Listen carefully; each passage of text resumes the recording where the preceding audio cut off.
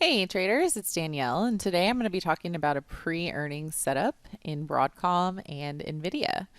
So let's just start off by talking about what a pre-earnings setup is. Now, normally what I like to look for is I like to look for bullish trending tickers that are likely to trade higher going into an earnings report.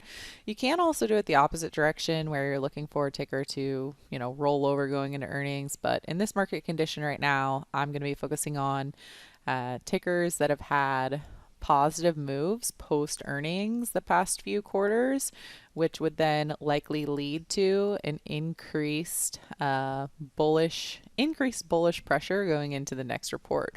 The reason for this is really just because you have people out there that are saying, oh my gosh, this stock has done really well over earnings, and look at this massive move that it had last quarter going into earnings. I want to be involved in case that happens again. So let's go ahead and buy this thing before the report. Now, in the options market, you also have an additional factor where you have the implied volatility going up into the earnings report. So, implied volatility is a really important part of options pricing. And when you have implied volatility increasing into a report, what you're going to see is the price of your options contracts going up.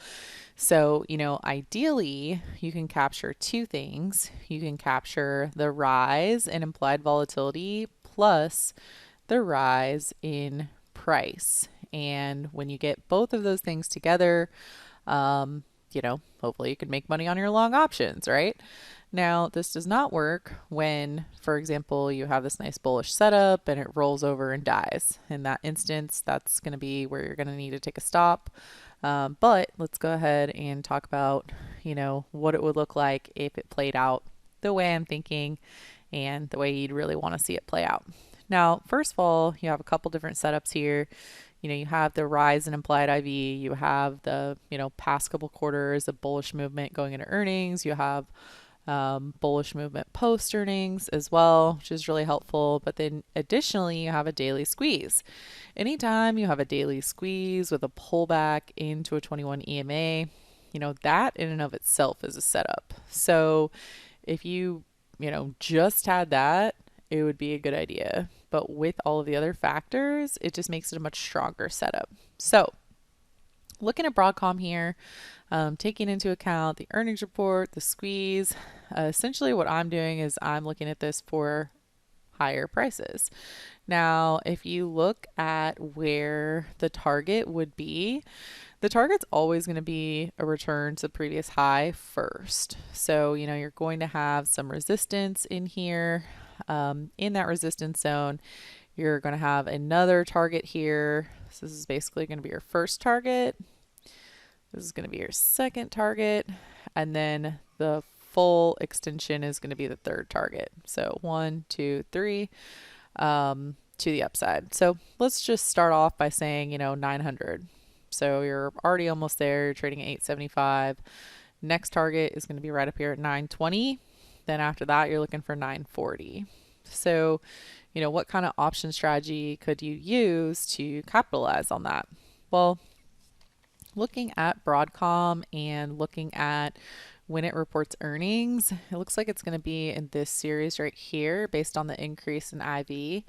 If you scroll down, you can see that, well, your options pricing is pretty expensive, right? So how can you take advantage of this? Well, obviously if you have a bigger account, you could definitely just come in, buy the Delta 60, Delta 70 calls.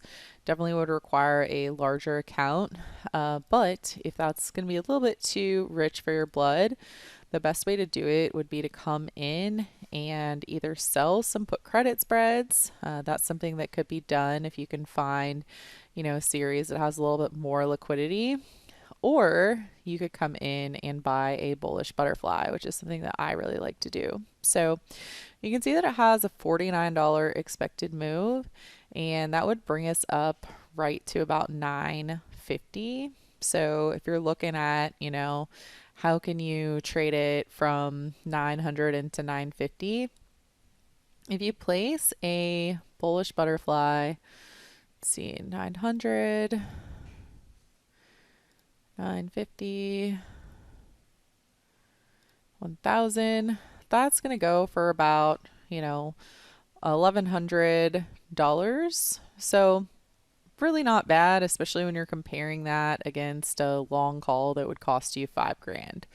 So, if you use a butterfly instead of the long call, you're cutting your price down by, 1/5 basically, and you're able to really try to trade and capitalize on that same move. So that's why I like butterflies. The risk to reward on this would be pretty solid. You're risking, $1,165, max profit of $38.35. So not too shabby. I do like that. Now, the other one that I wanted to talk about, and I forgot one more thing that I needed to mention here. I do have some positive hot zone stats. This is saying that on average, it's going to move about $24. So it's not perfect. I wish the percentage was a little bit higher, but we did see Broadcom trade lower, throughout the bear market a few times. So it's bringing down that average. Now, if we compare that against NVIDIA and say, all right, well, what about NVIDIA? Everybody's all about NVIDIA and AI and all that kind of stuff. And NVIDIA had this major breakaway gap last quarter. Like, what can we do with NVIDIA? I think it makes sense to look for NVIDIA to trade higher as well. Again, you have this daily squeeze. You have this previous high that's a really nice magnet at 480. And then you have another key psychological value at 500. So, same setup with this one. You have a situation where we do have those positive hot zone stats. This just basically means that on average over the course of the last 16 quarters, this thing has traded higher by about 8.36% during this time frame, which it's in right now. It's about $37 at current prices. And on this one, you can really see the rise in IV. Look at that. Whoo, that is crazy. So I like this. I think it makes sense to trade NVIDIA to the upside. People may say, you are crazy. This thing has already come so far so fast. But, that's part of what really helps those moves going into earnings. If you, have a situation where people are really hyped up on a stock and everybody thinks it's, the most amazing AI play and, whatever else it is. Those are the reasons why people will buy this stuff before earnings, and that can really help a pre-earnings trade. Now, when you're looking at, what's it going to do after earnings, that's another trade. Right now, I'm talking about the pre-earnings move and trading that one right here. So I think it makes sense to trade it up into 480, then 500. Again, like Broadcom, I'm wrong if it breaks down below these most recent lows and if that squeeze fires to the downside. So that's really where I'd have that stop. Same thing if you look at this chart right here, you just want to look at those most recent lows, and if it breaks down below those levels, that's where I'd have my stop and I would get out. So if you have any other questions, let me know. Feel free to join me on my free newsletter. You can find it at 5startrader.com. That's going to be FIVE.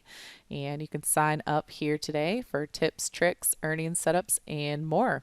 I hope you have a great rest of your day, and I'll see you in the next one. Hey traders, thanks for watching this video. If you want to make sure that you get all of our free trading content, make sure you hit subscribe, and also give us a like and comment down below. If you want to learn more about us and if you want to join us for live trading in real markets with real money, make sure you go to simplertrading.com where you can join us for more info. Thank you very much and have a great day.